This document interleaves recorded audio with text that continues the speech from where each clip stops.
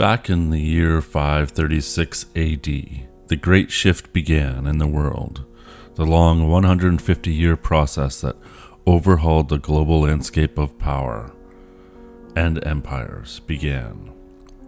This was the reported time of the death of King Arthur in Britain, and the tales told reveal the strife and torment the Arthurian peoples went through following his death. It was disease, famine, and darkness. Everywhere around the world, the same story, and it all started in a flash and a bang, and then everything went dark.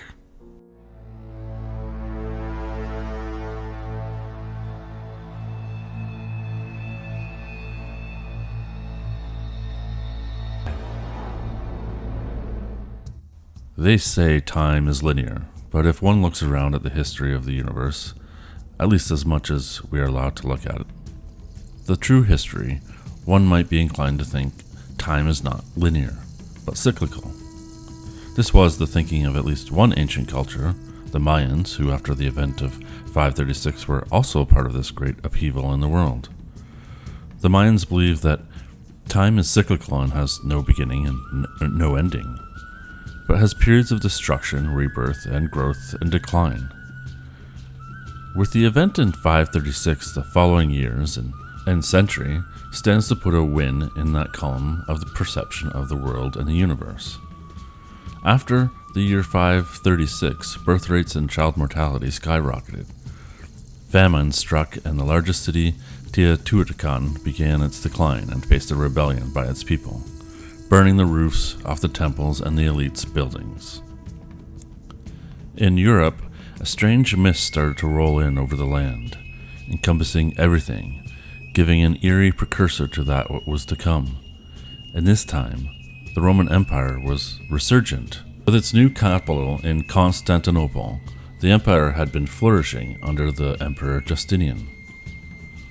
Just years after the events of 536, everything started to turn. This is from the monk Evagrius.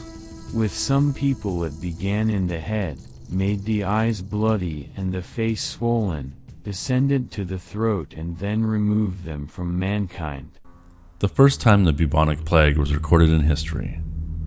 This would mark a significant weakening of the empire, and over the course of time would spell the end and shifting of world powers, linked to the events from the year the sun went dark. The mist in 536 didn't relent.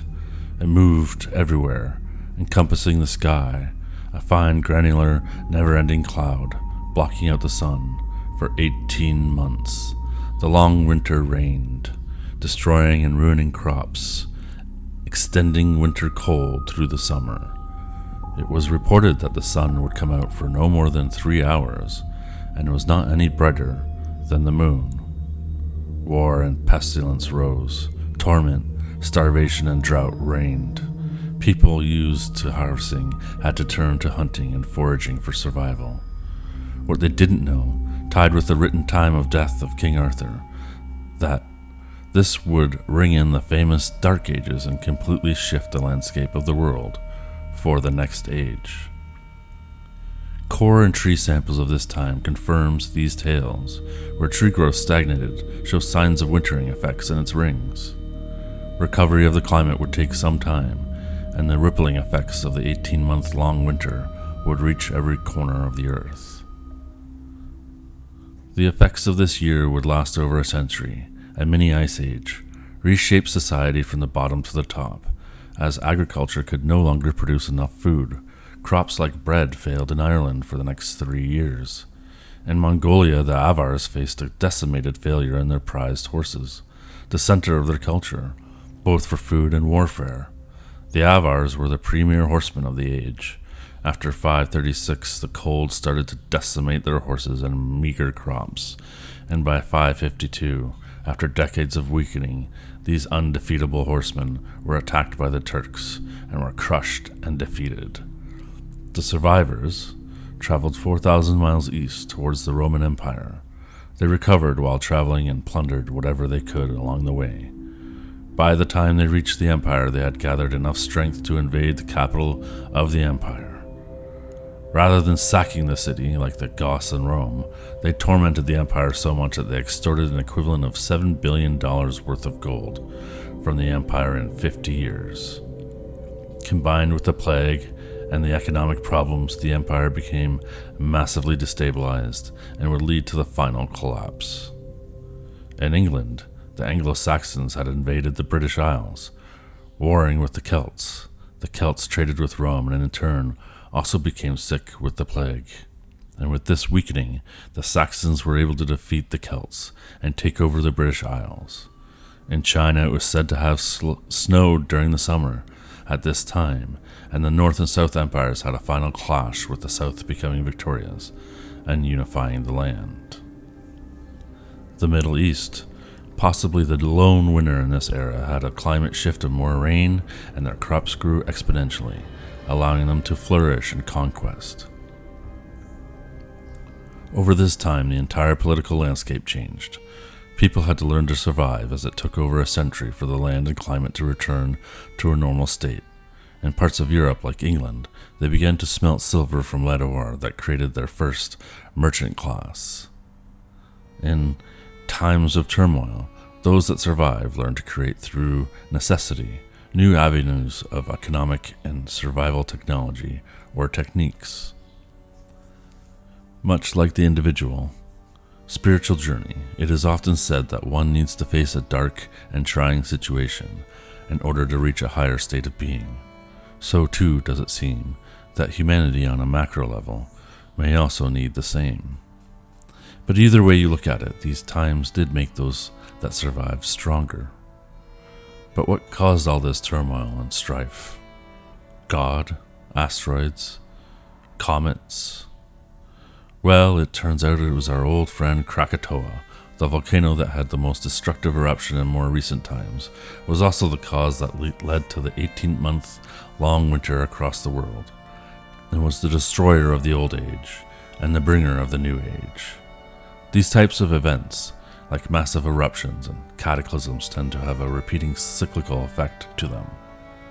And much like the intuition of the Mayans, they reveal yet again the cyclical ways of nature. And cycles, it seems, is overlooked with the materialist age. Cycles like this merely astern, we must be prepared, for it will happen again in the future. Rather than the older, more ancient ways of understanding how things work. Not on a mechanical way, but of a living and breathing way, a meaningful way, and, if you will, a spiritual way.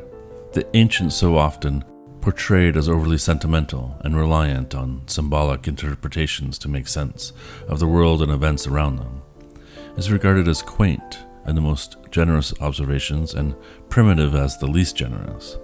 And those watching may share some of these sentiments. If you do, I'd ask you, for even scientists say we are overdue for a couple of possible massive catastrophes. And if you look around now at the world's current destabilization, would you, if you were living in the time of the long winter, be more soothed by the knowledge of what an atom was and how gravity works? Or would you be more soothed by allowing yourself to console your aching belly and starving children with some sort of greater meaning, some glimmer of hope that there is something greater than you, something you could tap into, use, know, that may help you out of your situation? Within these times, people will grapple onto anything that may help them cope and survive, and they will often do so in groups, for survival always depends on others, and then this turns into a culture, and then turns into a myth, and then eventually that society moves past this culture and these myths and discards them, only to then suffer the same type of fate all over again, and the cycle continues. While some things may be predetermined, and I will do a video on determinism and fate in the future, while things may be predetermined and destined to happen, what is not destined to happen is how we respond and react to the things that do happen and are foretold to happen, and what meaning we give to it. There is an importance to meaning, and often the meaning is meant to inspire remembrance, inspire awe and grace and reverence. For these are the powers that allow us to overcome our obstacles when faced with them. But, like all things in the past, if we do not learn from them, we are doomed to repeat it. Okay, so now it's time for you to tell me what you think. Let me know in the comments below. Please like, share, and subscribe. It really helps out a small channel like this. Thank you so much for watching, and I'll talk to you next time.